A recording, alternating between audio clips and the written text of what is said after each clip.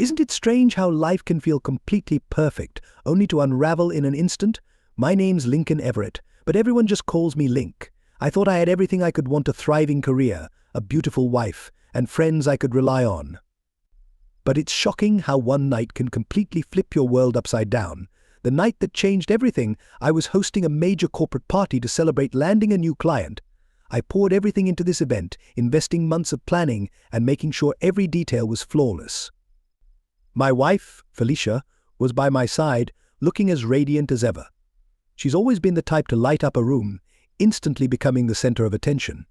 I loved that about her, at least I used to. Our closest friends were there too, including Casper, my best friend since college, and his wife Nora.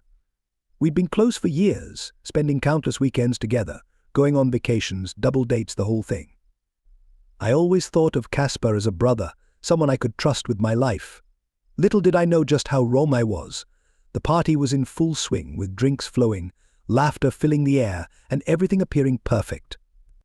But something felt off, a strange sensation gnawing at me every time I looked at Felicia.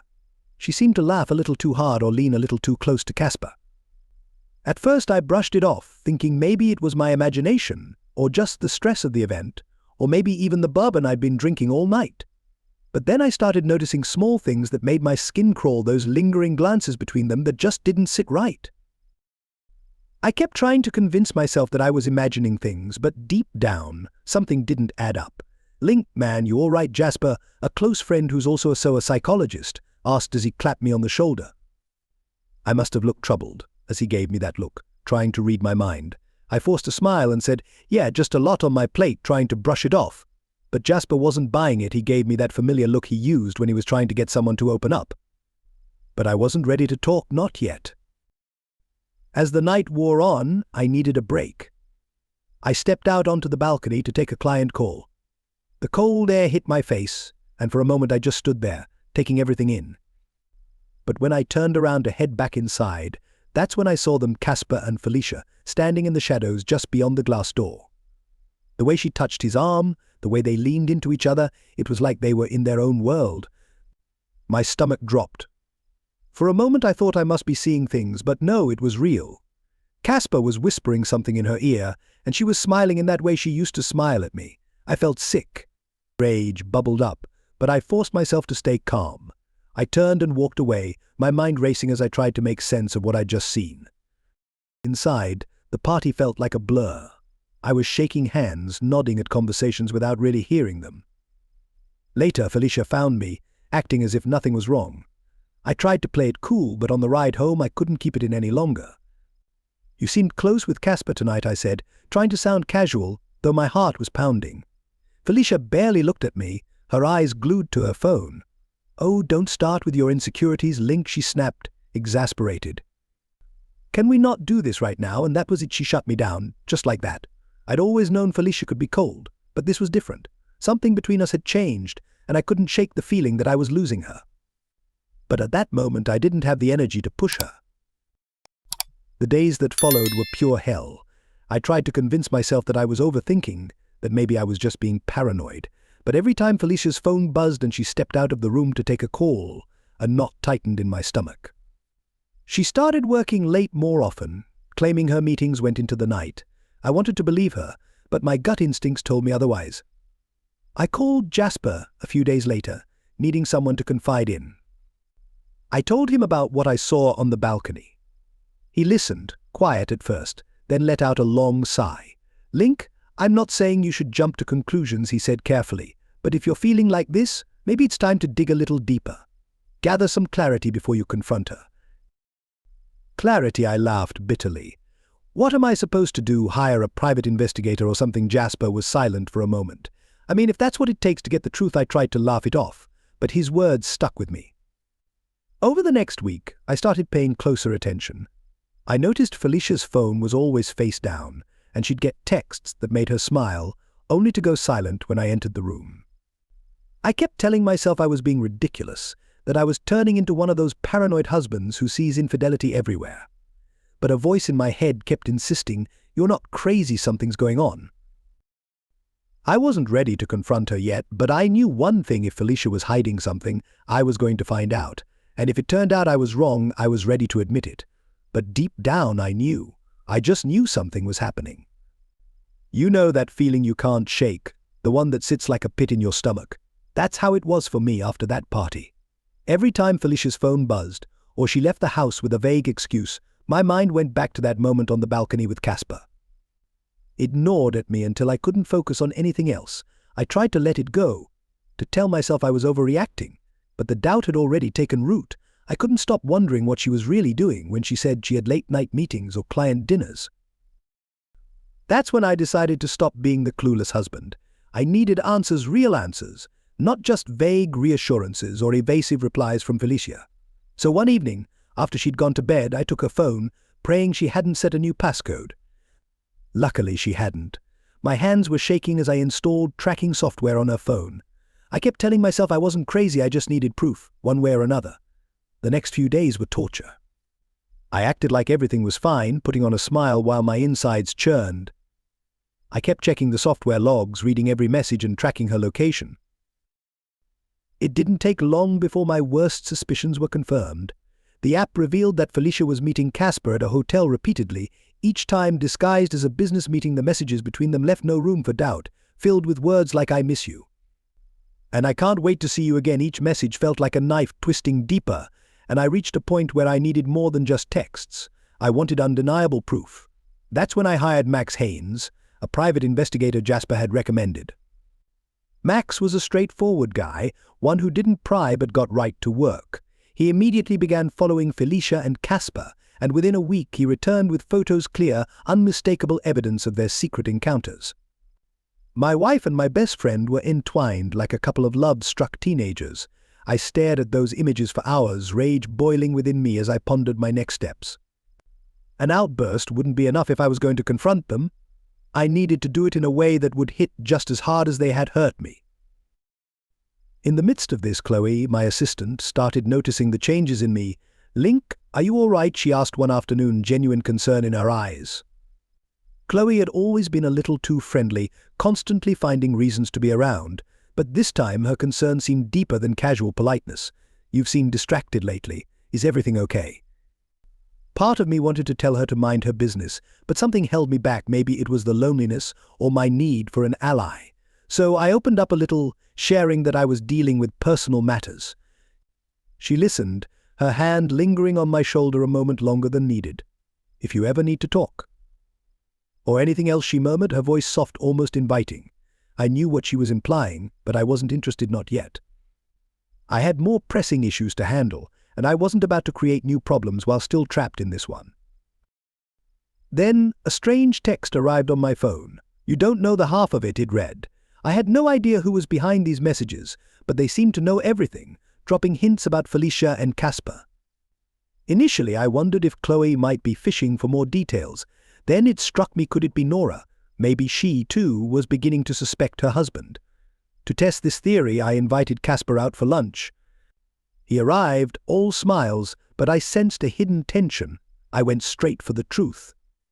"Casper, I know about you and Felicia," I said, my voice calm as I locked eyes with him. For a moment I saw panic flash across his face, but he quickly masked it. "You're crazy," Linky laughed, shaking his head. "You've always been paranoid. Felicia and I are just friends." I shot back. "Friends don't meet in hotels behind their spouses' backs." He turned pale, but held his ground, insisting I was overreacting. I knew he was lying, but I needed more to truly expose him. I returned to Jasper, seething. "He's lying, Jasper, I know it. But I don't have enough to destroy him yet." Jasper leaned back, his expression thoughtful as ever. "If you want to catch them, you need to be patient. Gather everything so when you strike, it's decisive." That's when an idea hit me. I could use Nora. If she was already suspicious, maybe I could push her to the edge. I invited her to lunch, presenting it as a discussion over a business opportunity. It didn't take long for the conversation to veer. "Nora, can I be honest with you?" I asked, watching her reaction closely. "I think there's something going on between Felicia and Casper." Her expression darkened, and after a pause she nodded. "I've had my suspicions," she admitted, "but I never had proof." We decided to team up. She'd monitor Casper, while I kept tabs on Felicia. Together we'd uncover the full truth. At the same time, I began leaning more on Chloe. She was eager to help, more than willing to be involved in my plan. I can handle the tech stuff, she offered, her eyes glinting with excitement. She was skilled at digging into things, soon gaining access to Felicia's emails, schedule, and tracking her whereabouts. I knew if I was going to expose them, I'd need every bit of ammunition. With Nora on one side and Chloe on the other, I felt ready to bring down Felicia and Casper's hidden life.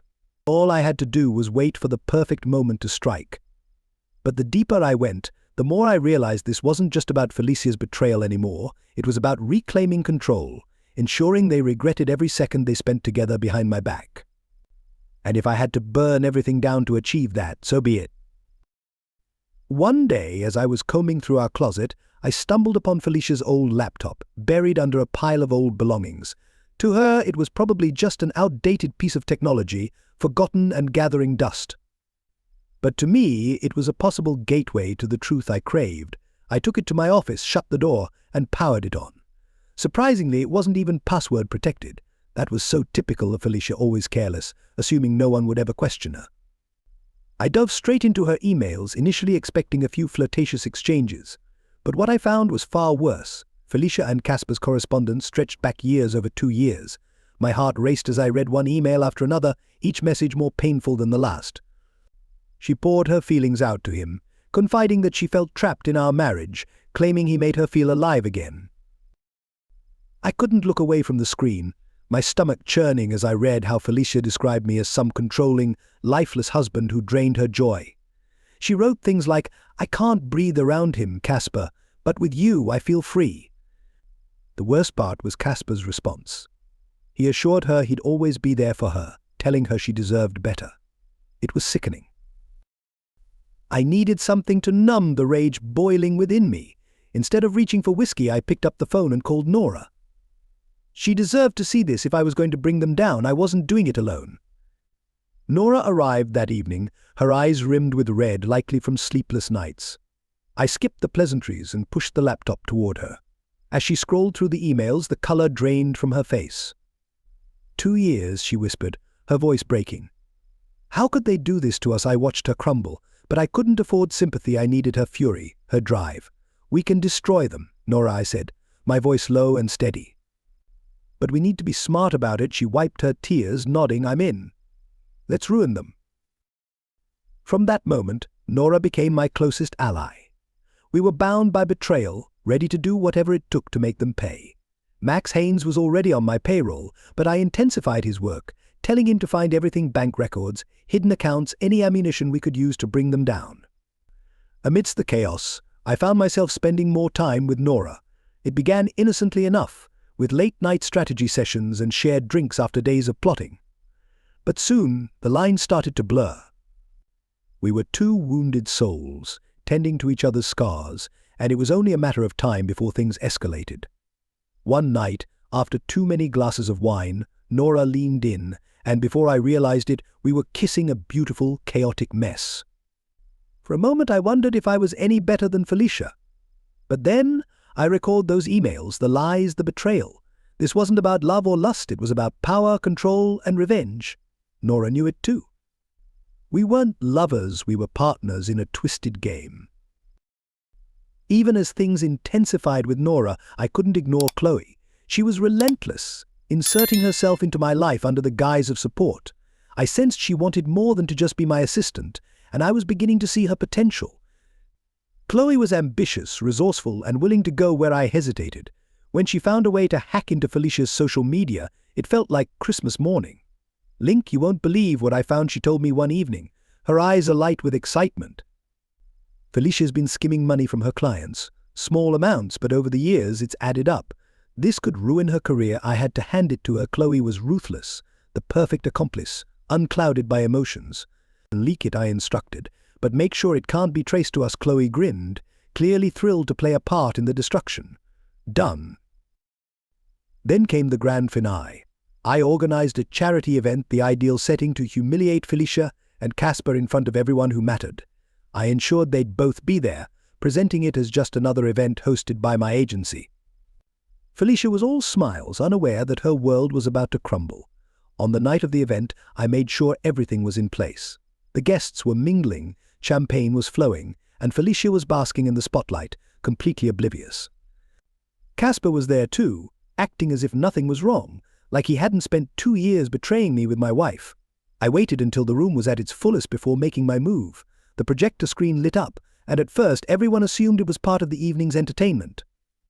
But then the messages appeared, text after text, photo after photo, all laid bare for everyone to see. Gasps filled the room as the truth sank in. Felicia's face went pale, her eyes darting around, searching for an escape. Casper looked like he'd seen a ghost. Nora played her part flawlessly, storming out in tears, making sure everyone knew what a cheating bastard Casper was. The fallout was immediate. Within hours, Nora had filed for divorce, her lawyer armed with everything we'd gathered.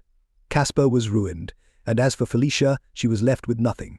I started my own divorce proceedings that night, ensuring she wouldn't walk away with a penny. It was over, or at least it should have been.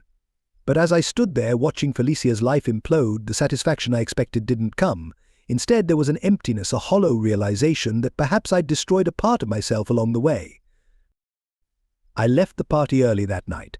Nora wanted to talk, to see if there was something real between us, but I couldn't face it. As I drove away, Chloe texted me we did it, but the victory felt hollow, the taste of revenge bitter. Despite everything, I felt like I'd lost far more than I'd gained, but none of that mattered now. I was all in. There was no turning back. I'd burned everything down, and all that remained was ash. The aftermath of the charity event was even more intense than I'd anticipated. Felicia and Casper had been blindsided by the public exposure of their affair. The scandal sent shockwaves through our social circles, turning them into pariahs overnight. Friends who once adored Felicia and admired Casper's business sense now rushed to distance themselves. Yet, instead of crumbling under the humiliation, they seemed to grow closer, clinging to each other in a twisted display of unity. Casper, always the charmer, started spinning a new narrative, claiming they were victims of my unhinged campaign of revenge. Watching them try to salvage their reputations only reignited my fury. I couldn't bear the thought of them twisting the story, painting themselves as the wronged parties. Then, Amanda Tate entered the scene, a well-known journalist famous for uncovering high-profile scandals. She reached out saying she wanted to hear my side of the story. I was hesitant at first. Amanda was relentless, the type of journalist who would dig until every last secret was exposed. But I thought that if I could control the narrative, I could cause further damage to Casper and Felicia. We met in a secluded cafe, away from prying eyes. Amanda was sharp, her questions cutting right to the heart of the matter. "Lincoln," she began, her gaze intense, "you've gone to great lengths to expose their affair. But why keep pushing? Isn't it enough that everyone now knows the truth?" She narrowed her eyes, studying me closely. I leaned back, choosing my words carefully. "People like Felicia and Casper think they can ruin others' lives without any repercussions," I replied. "I just wanted them to feel what it's like to lose everything." Amanda seemed interested, but I sensed she wasn't buying the whole story. She was digging, hoping to find a weakness to exploit. I knew I had to stay cautious. One wrong move, and she'd turn her focus onto me. While Amanda busied herself trying to understand my motives, I decided to strike Casper where it would hurt most: his finances. Using my contacts, I spread rumors about financial trouble at his sports club. Peter Connolly, his business partner, started to panic as the whispers intensified, and soon investors began pulling out, leaving Casper scrambling to keep his business afloat. But as my revenge unfolded, things with Nora began to fall apart. The divorce process was wearing her down, the stress taking a toll. She was once fully on board with dismantling Casper and Felicia, but I could see her starting to crack. She drank more, her mood swings grew erratic. One evening I went to check on her and she was a mess. "Link, what have we become?" she slurred, eyes bloodshot. I thought this would make us feel better, but I just feel hollow. I tried to comfort her, but truthfully, I was growing weary of her emotional baggage. This was supposed to be about revenge, not handling Nora's breakdowns, but I couldn't cut her loose, not yet, while she was still a valuable ally. That's when Chloe made her move. She'd been quietly observing, waiting for her chance. With Nora falling apart, Chloe stepped in to fill the gap. She was ambitious, sharp, and ruthless, exactly what I needed in this fight. She saw right through me, understanding I wasn't simply aiming to expose Felicia, I was out for blood. "Link, we've done enough damage to Casper," Chloe said one night in my office, her eyes flashing with that same hunger. But Felicia's still standing. I found something that could ruin her. Completely intrigued yet cautious, I asked, "What did you find?" Chloe smirked. Felicia's been stealing from her clients, overcharging them and pocketing the difference. We could use this to destroy her reputation, maybe even take her to court. My initial instinct was to hesitate. Sure, I wanted to bring Felicia down, but I was starting to question how far I was willing to go. Sensing my reluctance, Chloe leaned in closer, her voice dropping to a low, persuasive tone. "After everything she did to you, are you really going to let her rebuild her life? She tore you apart. Now it's your turn to finish what you started." She was right. Felicia had betrayed and humiliated me. I couldn't stop now, not when I was so close. "Let's do it," I agreed, my voice cold and resolute. "Leak whatever you found. Make sure it's untraceable." Chloe's eyes lit up with triumph. She was eager to get her hands dirty, and truthfully, I needed someone like her. With Max Haynes back on the case, we dug deeper into Felicia's financial records. What we found was even worse than I'd anticipated. Felicia was knee-deep in fraud, her entire business built on lies and theft. The evidence was overwhelming, enough to completely destroy her. But as Chloe and I compiled everything, a strange emptiness began to creep over me. I'd been so consumed with destroying them that I hadn't stopped to consider what this was doing to me.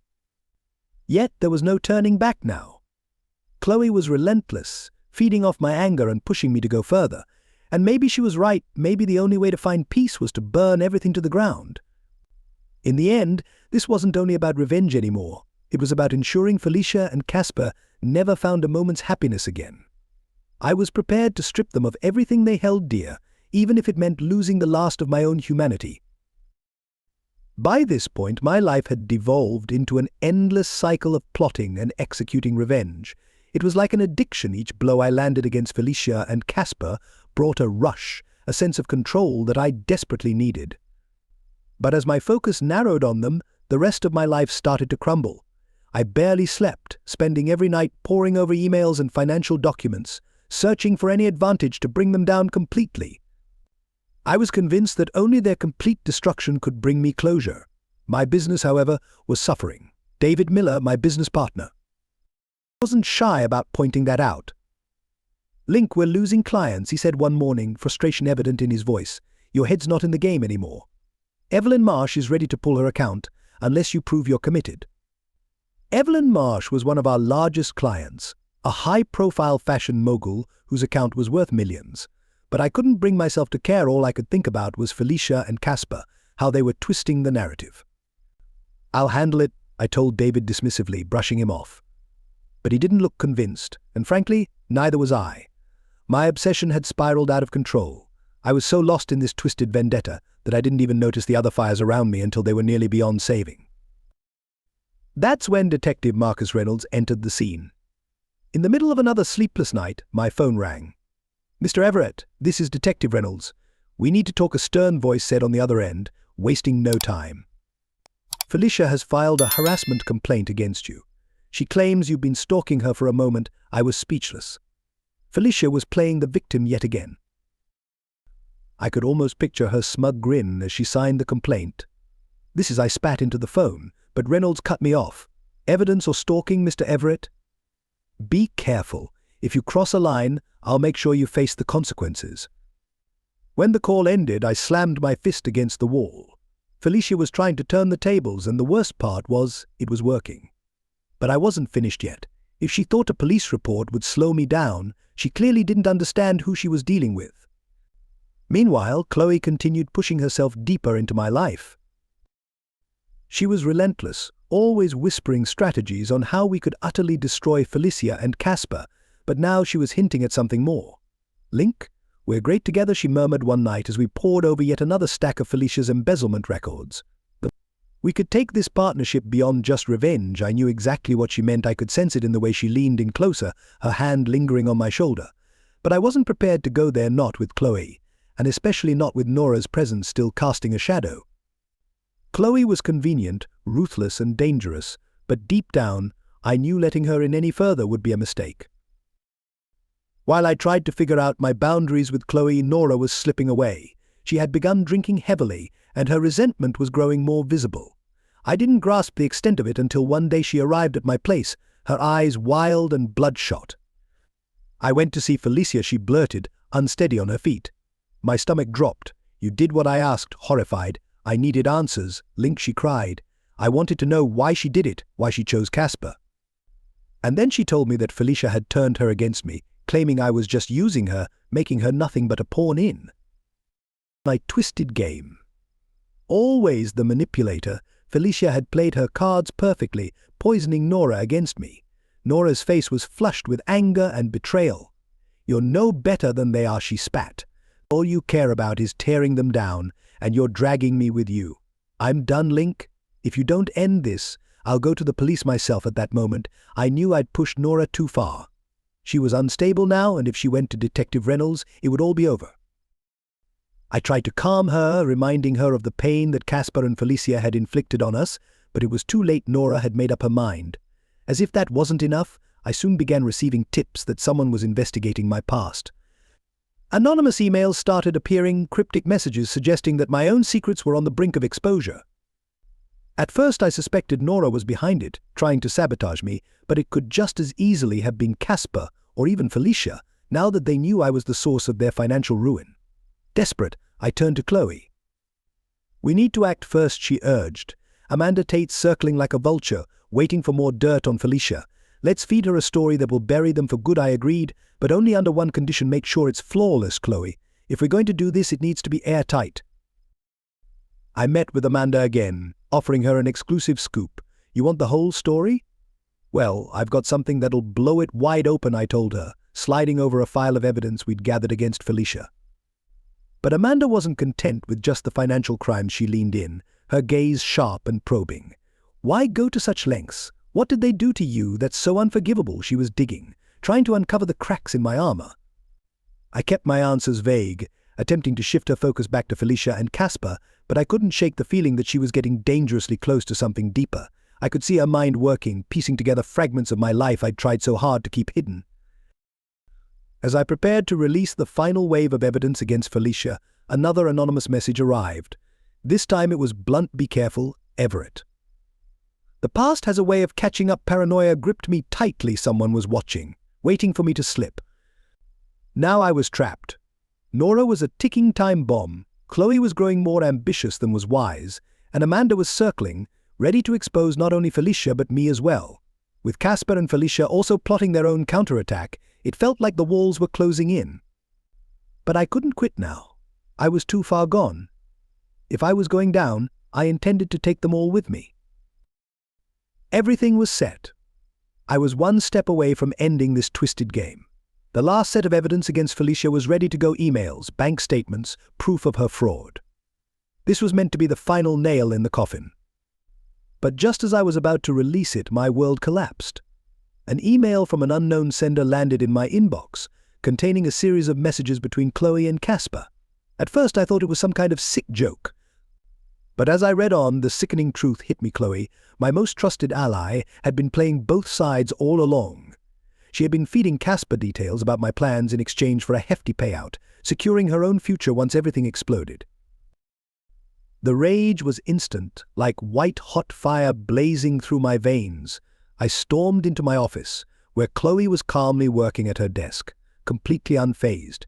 You didn't think I'd find out, I hissed, throwing the printed emails onto her desk. Chloe didn't even blink. She simply looked up at me with that same cool, confident smile. Oh, Link, did you really think you could trust me? She laughed. I was never in this for you. I was in it for me. You were just a tool to get what I wanted. I wanted to strangle her right then, but all I could do was clench my fists so tightly my nails dug into my palms. You're done here, I growled, barely containing my fury. Pack your things and get out. But Chloe had already prepared her exit strategy. As I watched her leave, my phone began buzzing incessantly: news alerts, emails from clients, messages from David Miller. It was chaos. Chloe had leaked confidential information about my company to the press. Damaging rumors about my agency's finances were spreading like wildfire, and Evelyn Marsh, my most important client, was withdrawing. Link, what the hell is going on? David's voice was frantic over the phone. We're bleeding clients. I can't keep doing this. And just like that, David, my last remaining ally, severed ties with me. My company was crumbling before my eyes, and there was nothing I could do to stop it. But it didn't end there. Nora's betrayal became the final blow. I should have known better than to trust her, especially after how I'd used her. Detective Marcus Reynolds called me in for questioning. "We have evidence that you've been using illegal surveillance software to monitor your wife," he stated, his gaze fixed on mine. I tried to deny it, but they had everything: digital trails, anonymous tips, and Nora's testimony. I was staring down potential charges and the walls were closing in fast. While I was under investigation, Felicia and Casper hit me with a lawsuit for defamation, accusing me of an obsessive crusade that had caused lasting damage to their reputations and businesses. My lawyers recommended settling out of court, but the costs would wipe out what little money I had left. Then came Amanda Tate's final strike. The article she published was a masterpiece of character assassination, detailing every sordid aspect of my descent into madness, my fixation on revenge, my manipulative schemes, and the wake of destruction I'd left behind. The public devoured it, and almost instantly I was a social outcast, plastered across tabloid headlines and turned into a meme on social media. I was ruined. With my business in tatters, Nora and Chloe vanished with Chloe's payout, leaving me utterly alone. I spent my days wandering through the empty house Felicia, and I had once shared every room, now a painful reminder of what I had lost. I tried calling Nora, but she had blocked my number and cut all ties. Even Max Haynes, the private investigator I'd relied on, had distanced himself. Yet one evening he appeared without warning. "Link," he said, his voice edged with something that sounded almost like pity. "I've seen a lot of guys get swallowed by revenge, but you took it to a new level. Was it worth it? You've lost everything." I had no answer. I just stared at the empty whiskey bottle in my hands, wondering how I had ended up here. Max left, shaking his head, and I was left alone again, surrounded by nothing but the echoes of my own regrets. Then, one late night, I got an email from an anonymous sender. The subject line simply read, "A happy ending." After all, my hands trembled as I clicked it open. Inside was a single photo of Felicia and Casper, smiling on a sun-drenched beach, looking as happy as ever. Beneath the image was a single line in the end. Was it worth it? I stared at that message for what felt like hours, each word searing into my mind. I had torn my life apart trying to destroy them, but somehow they had moved on. Meanwhile, I was left with only the ruins of a life I had set ablaze. I wanted to reply, to scream, to smash my laptop against the wall. But all I could do was laugh, softly at first, then louder, until the hollow sound filled the empty house. It was a bitter, empty laugh, the kind that comes from a man with nothing left to lose. In the end, I had won nothing, no closure, no satisfaction, just the cold, brutal truth that I had become the very thing I despised, with no one left to blame but myself.